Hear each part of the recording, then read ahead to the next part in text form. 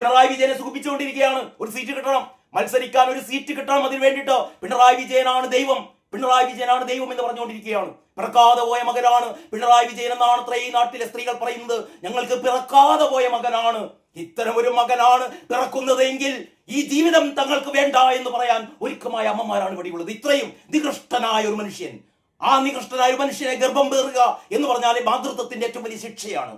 എന്നിട്ട് ഈ ശാപജന്മം പറയുകയാണ്. എവിടെയോ ആരോ സർവേക്ക് പോയപ്പോ 3 സ്ത്രീകൾ മാത്രമുള്ള വീട്ടിൽ കയറിയപ്പോൾ ആ സ്ത്രീകൾ പറയുകയാണ് അത്രേ, ഞങ്ങൾ ജീവിക്കുന്നത് ഞങ്ങൾക്ക് പിറക്കാതെ പോയ മകനുണ്ടല്ലോ ഞങ്ങളെ സംരക്ഷിക്കാൻ എന്നുള്ളത് കൊണ്ടാണ് എന്ന്. നാവെടുത്താൽ കള്ളം പറയുന്ന ആ കെ ശൈലജയുടെ കാലത്താണ് അറിയാലോ PPE കിറ്റ് അഴിമതിയൊക്കെ. ഇപ്പോഴാരും മിണ്ടുന്നില്ല. 300 രൂപക്ക് കിട്ടേണ്ട PPE കിറ്റ് 1500 രൂപക്ക് വാങ്ങി കോടികൾ എവിടെ പോയി കോടികൾ? ഞാനൊന്നും അറിഞ്ഞിട്ടില്ല എന്നാണ് കെ ശൈലജ എന്ന് പറഞ്ഞത്. അതൊക്കെ മുഖ്യമന്ത്രിയുടെ എന്താ പറയാ സമ്മതത്തോടെ ആയിരുന്നു അത്ര. ഇപ്പോഴാരും മിണ്ടുന്നില്ല.